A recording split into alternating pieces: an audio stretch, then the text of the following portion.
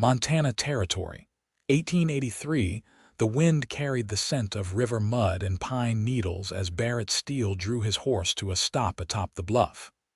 Below, the Bitterroot River twisted through the valley like a silver ribbon, swollen from spring thaw. He heard the sob before he saw her.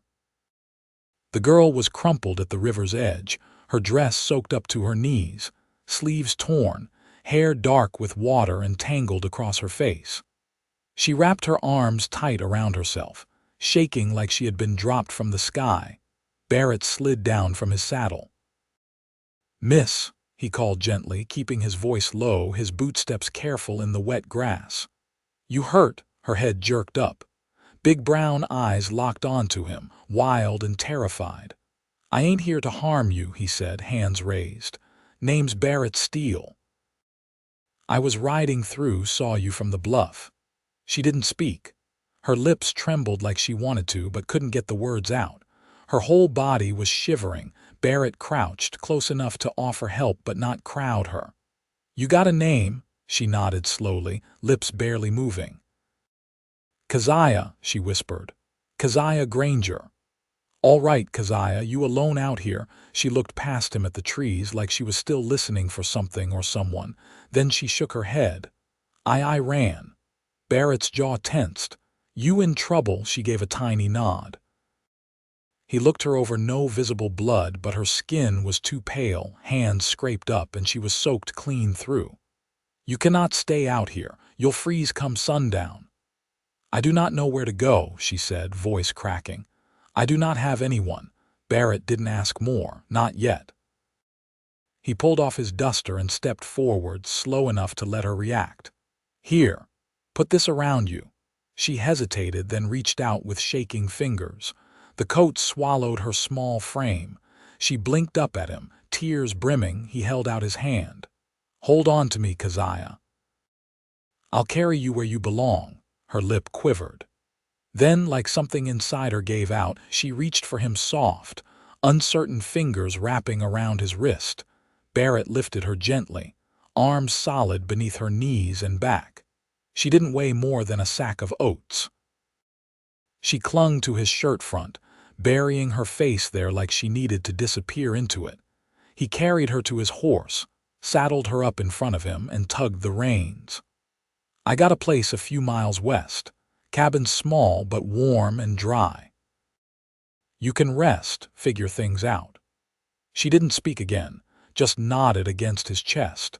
They rode in silence, the only sound the river fading behind them and the creak of saddle leather. The trail cut through open pasture and tall pine, until his cabin came into view, a modest place with a woodpile stacked neat against the wall and smoke curling from the chimney. Barrett helped her down, opened the door, and guided her inside. The warmth hit them instantly, the fire low but steady. He set her on the edge of the cot. "I'll fetch dry clothes. They'll be big, but better than what you're soaked in." She nodded, still silent. Barrett moved around the cabin quickly, grabbing a clean shirt and trousers from the trunk. He turned his back while she changed, busying himself with warming a tin of stew on the stove. When he turned again, she was sitting curled in the corner of the cot, his clothes hanging off her, knees drawn up. "I don't mean to pry," he said after a while, setting the plate of stew and bread on the table near her. "But if someone's hunting you, I need to know." Her eyes flicked up to his, and for the first time she spoke with something steadier in her voice. "A man from Utah Territory. He came after me when my father died, said I owed him a marriage debt. I tried to hide in Missoula, but he found me. I ran." Barrett's jaw clenched. "You did the right thing." "I have no one left," she whispered. "My mother died when I was small, my father last winter. I worked for a woman who took boarders, but when that man came, she handed me over like I was nothing." "You are not nothing," Barrett said quietly, "and you are safe here." Keziah's throat worked like she wanted to believe it, but could not quite bring herself to. He handed her the plate. "Eat. Then rest. You can stay here as long as you need." She reached for the spoon, then paused, watching him like she was trying to decide if he was real. "Why are you helping me?" she asked. Barrett met her eyes, steady and quiet. "Because you were trembling by that river, and no one should be left like that." The words seemed to settle something in her. She took the spoon and started to eat. Barrett watched her, arms crossed, leaning against the stove. She was young, maybe 20, but there was a tiredness in her bones like she had lived twice that. Still, beneath the weariness, there was something strong in her. Something that had not broken, even if it had bent. He felt it then, a pull. Not just pity, not just duty. Something else. A softness for this woman that stirred deeper than he expected.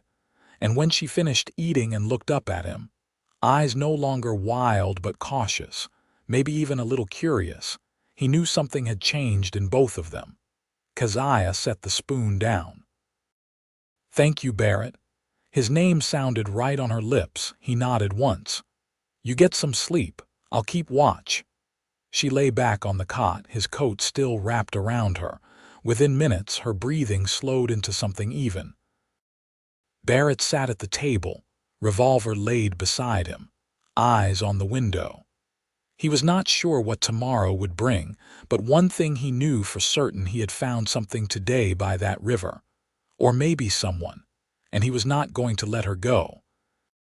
The morning light crept slow across the cabin floor, soft and gray through the eastern window. Barrett had not slept. He'd kept to the worn chair by the stove, boots crossed at the ankles, rifle laid across his lap. Outside, snowmelt dripped from the eaves, the steady tick of it breaking the silence like a clock without hands. Keziah stirred beneath the quilt. Her face was turned toward the wall, hair loose across the pillow, dry now but still tangled. When she sat up, her gaze swept the room before landing on him. She blinked once, then pulled the quilt closer. "Did you stay up all night?" He nodded, rubbing the back of his neck. "Didn't want to risk anything finding its way out here."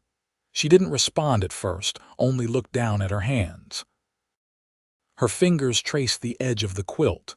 "Do you have ink and paper?" she asked after a time. Barrett leaned forward, setting the rifle aside. "I do, in the trunk, wanting to write someone." "I want to put my father's name down," she said. "I'm scared I'll forget how it looked on the page." He rose without question, pulled the leather-bound folio from the trunk's bottom and placed it beside her. Ink bottle, pen, and one folded sheet of paper. She touched the items with reverence, then opened the folio and slowly began to write. Her hand trembled slightly, but her strokes were deliberate. Barrett turned his back to give her privacy, rolling up his sleeves and setting a pot of water to boil. The morning felt still, but not empty, a kind of hush that came after something had shifted. "I found a silver ring in my pocket when I woke," she said behind him. "I don't remember putting it there. It was my mother's." He glanced over his shoulder. "You wear it." She slid it onto her pinky finger. "I will now." He poured the hot water into a tin basin and added a sliver of soap. "You can wash up if you like. I'll step out, check the fence line." She gave a faint nod, and he grabbed his hat and coat before stepping outside into the crisp air. The sky was pale blue, the sort that promised fair weather but not warmth. He walked the perimeter of the small paddock where his mule, Josie, stood watching him with bored eyes. Fence held. No tracks but deer and rabbit. When he returned, Keziah was seated at the table, her wet hair combed and braided down her back. She'd hung the damp quilt over a chair, and the shirt she wore was cinched at the waist with a strip of cloth. "I tidied," she said. "I hope that's all right." He rested his hat on the hook. "It's your home now, too, for as long as you want it." She turned the page she'd written on toward him. "I wrote his name, Isaac Granger. He was a blacksmith." Barrett read the name, the careful loop of each letter. "He'd be proud you held onto something of him." "I tried to remember how he smelled," she said quietly.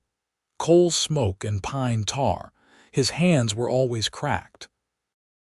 When I was little, he'd put salve on them and say, "Everything worth doing leaves a mark on you." Barrett sat across from her. "He sounds like a good man." He didn't speak much, but he never had to. She traced the edge of the paper. "I think he'd like you." Barrett didn't know what to say to that, so he nodded once.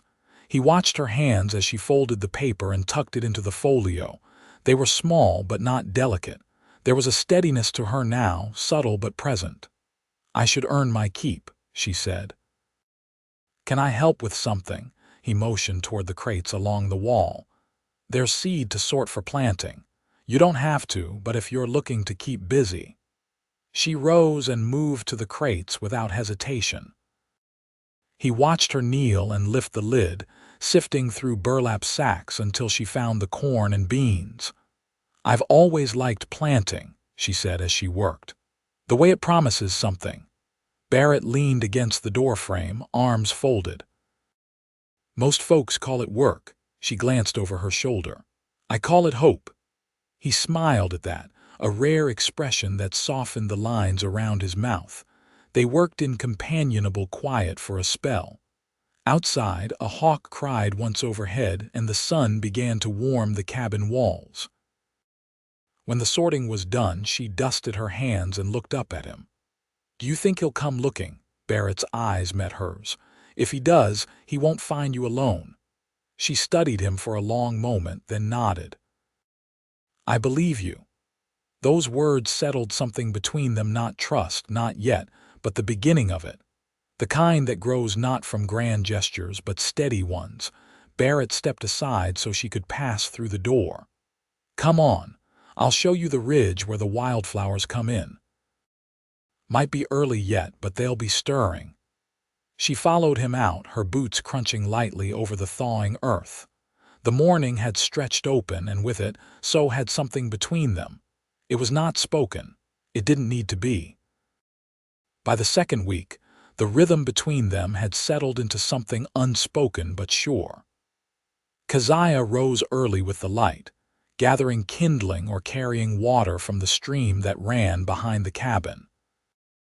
Barrett worked the land with a quiet intensity, his hands always busy mending the paddock gate, turning soil heavy with thaw, checking the line where a fox had taken hens 2 winters ago. One morning, she paused at the doorway, fingers damp from scrubbing laundry in the basin. "What happened to your shoulder?" she asked, eyes on the way he favored it when he lifted the saddle. He didn't glance up. "Bear claw 6 years back, up near Flathead Lake." She stepped down into the yard, wiping her palms on her skirt. "Were you alone?" Wasn't meant to be. He adjusted the cinch strap, then leaned against the post. "My brother was with me. We got separated when the snow rolled in. By the time I found him, he'd gone still." Keziah didn't fill the silence. She stood there, the wind tugging strands of hair loose from her braid, eyes steady on his. Barrett looked at her then, something softer behind the set of his jaw. He was younger, had a laugh that could shake the dust from the rafters. She nodded once. "My father said grief's a kind of rope, tight at first, then loosens just enough to carry." Barrett's gaze lingered on her like he was measuring the truth of that. "You speak more now. I'm not afraid of you anymore." He tilted his head. "And you were." "Yes," she said plainly. "But not because of anything you did." He didn't press. Instead, he turned toward the barn. "You ever drive a team?" She followed him without hesitation. "No, but I'd like to learn." He hitched up the 2 mules to the wagon, testing the harness with a practice tug. "You sit up front. Reins in your left, brake on the right. They'll listen if you're sure of yourself." She climbed onto the bench, skirts gathered neatly. When he handed her the reins, their fingers brushed. Neither pulled away.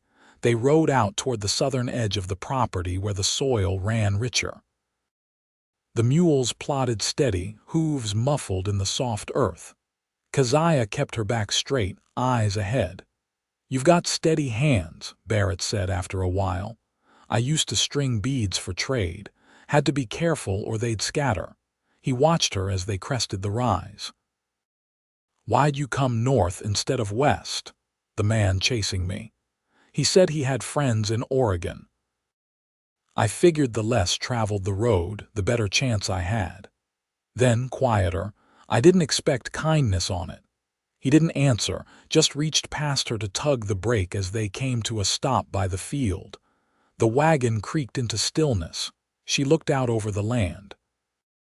What will you plant? Corn, maybe squash if the frost stays off. She turned to him. And what do you want, Barrett, not just for the land, for yourself? He didn't speak right away. Then, with a voice low and certain, I want peace that doesn't go running when night falls. A roof that holds through storms. Company that doesn't ask more than I can give. She watched him, her profile lit by the slant of afternoon sun. That sounds like wanting a home. His eyes met hers. Maybe I do. Later, as they unloaded seed from the back of the wagon, she reached for a sack and lifted it beside his. Her breath caught at the weight, but she didn't falter. You don't have to do all of it, he said. I know, she replied. But I want to, he nodded, shoulders easing just a little. That evening they sat on the cabin steps, a blanket draped over both their legs. The sun dipped low behind the pines, casting the valley in gold. She leaned her shoulder slightly against his. I remembered something today, she said. When I was little, I'd sit on the anvil while my father hammered shoes. Said the sound kept bad thoughts away. Barrett looked out at the quiet yard. This place is awful quiet. Not to me, she said. To me, it sounds like starting over. He turned to her then, his gaze lingering. You ever think about staying? I do, she answered. More every day. The weight of the words settled between them, not heavy but certain. He didn't touch her, not yet, but he didn't have to. The air between them had shifted again, clearer than before. And though neither said it, it was understood. She wasn't just passing through. Not anymore. The snow line had receded into the hills by the time Barrett hitched the plow to the mules. The earth was soft enough to turn, dark and damp with promise. Keziah stood at the edge of the field with a length of twine wound in her hands, eyes narrowed against the late morning sun. Barrett glanced toward her. You ever measured rows before? She shook her head. But I watched the neighbor boys do it back in Missouri. Always left too much space between, according to their mother. He handed her the wooden marker, carved with deep notches along one edge. Drag this straight ahead when I give the signal. Keep it tight to the last furrow. They worked in step, the mules pulling slow and steady, Keziah marking lines with care. Her boots sank into the soil, hems stained with the work of spring. Sweat gathered at her temple, and once when she paused to wipe her brow, she caught Barrett watching her. What? She asked, breath short. You work like you've done this your whole life. She smiled, faint but real. Maybe I should have. They finished just as the clouds began to gather in the west, low and heavy, the kind that didn't rush but promised a long, soaking rain. Inside the cabin, Keziah lit the lamp while Barrett stripped off his gloves, laying them near the hearth to dry. I saw a deer on the ridge this morning. Young one, not long out of the winter coat, she said, voice low over the crackle of firewood. Barrett poured water into the kettle. Good sign. Means the predators are keeping to the higher woods. She took a seat at the table, her fingers working at a loose thread in her sleeve. There was a time I'd have taken that as a reason to move on. Now it just feels like the place is breathing again. He stirred the coals with the poker. You thinking of staying past planting? She looked up steady. I'm thinking of staying for good. Barrett didn't answer right away. He sat across from her, elbows resting on the rough-hewn table. The wind outside picked up, brushing against the walls like a hand searching for a way in. I've built this place to hold, he said finally, but I never built it for more than one. You don't have to change it, she replied. I'd rather fit myself into something honest than chase a new shape. He reached across the table, rough palm open, waiting. She placed her hand in his without hesitation. It was warm from the fire, calloused like her own. "I won't be easy," he said. "I carry things I don't speak aloud." "Then we'll carry quiet together," she said. "I've had enough noise in my life." A gust rattled the shutters, and Keziah stood to check the latch. Her silhouette against the lamplight was strong and certain, sleeves rolled to the elbow, braid falling loose down her back. When she turned, Barrett was still watching her. "You ever think about what comes after?" she asked. He tilted his head. "After what? After the planting. After summer. After the first hard winter with someone else by the fire." "I do now," he said. She stepped closer, bare feet silent on the planks. And he rose, closing the space between them. "I think it looks a lot like this." Keziah reached up and touched the edge of his jaw, thumb resting just beneath the stubble. "Then let's not wait until the frost to make it real." He pulled her gently into his arms, held her there as the first drops of rain began to fall, slow and steady against the roof. Outside, the land drank deep. Inside, they stood together, neither speaking, both knowing the shape of what they were building, something quiet, something lasting, something that would hold through every season to come. The storm passed in the night, leaving the earth heavy and glistening beneath a silver sky. Keziah stood at the edge of the field with her sleeves rolled high, her boots sunk ankle deep in the softened ground. She held a clay bowl filled with seed, cradling it close to her body, and moved in a quiet rhythm, dropping kernels one by one into the furrows Barrett had turned. Barrett paused from where he was tamping down the rows with the flat of his spade. "You always this precise?" "I used to stitch patterns into muslin for a woman who sold them in butt," she said, not looking up. "Didn't matter how tired I was, if one stitch wandered, she'd tear the whole thing out." "That sounds cruel." "It taught me to pay attention." She looked at him then, eyes calm, "and to know when something's worth the effort." Barrett stepped closer, lowered the spade. "And this?" She let a seed fall through her fingers. "This is." By midday, they'd finished the planting and the clouds had thinned, letting through sharp spring light that glinted off every puddle and pine needle. Keziah washed her hands in the creek, the cold water biting at her knuckles.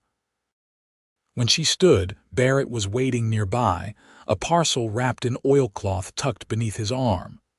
"I found this in the trunk," he said, handing it to her without ceremony. "Was my mother's. I reckon it's been folded up long enough." She peeled back the cloth and drew in a soft breath. It was a quilt, faded but whole, each square stitched from scraps of wool and cotton, the seams still strong. She pieced it herself, every bit. "Used to say a home wasn't right without something made by hand."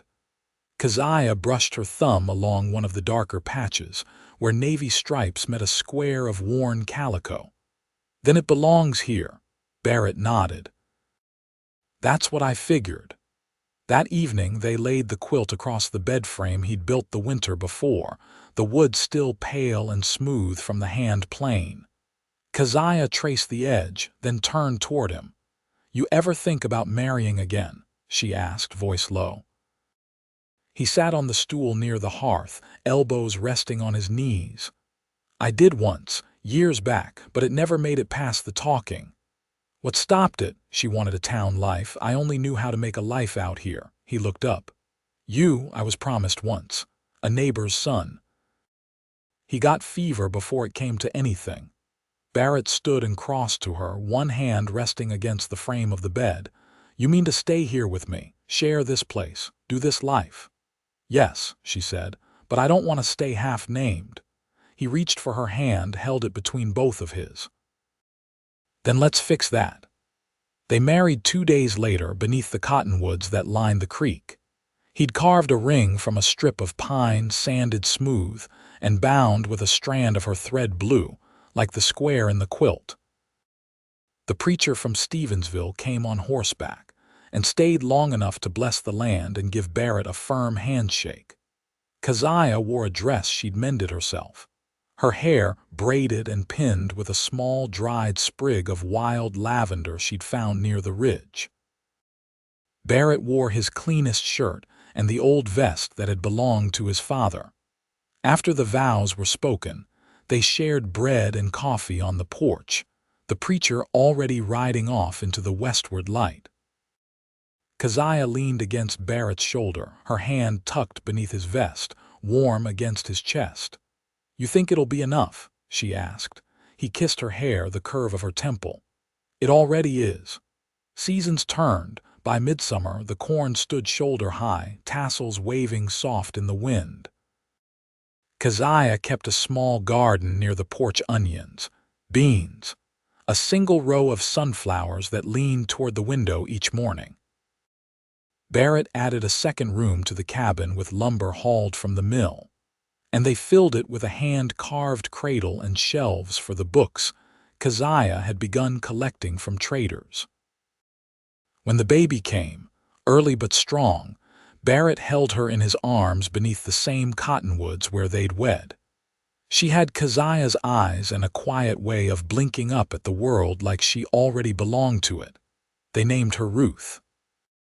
Barrett built her a pine rocker, and Keziah stitched her blankets from the same cloth that once lined her own satchel. They taught her to walk in the long grass, to listen for quail, to sit still when deer passed near the edge of the yard. Years passed, quiet and steady. Barrett's hair silvered at the temples. Keziah's hands grew calloused with years of bread dough and mended seams and brushing dirt from her daughter's knees. Still, they sat together each evening on the porch, legs touching, sometimes speaking, sometimes not. They never left the valley. They didn't need to. Their home stood firm, built from quiet beginnings and bound by the kind of love that didn't ask for more than presence. And when the wind passed through the pines, it carried with it the sound of a life well lived, steady, rooted, whole.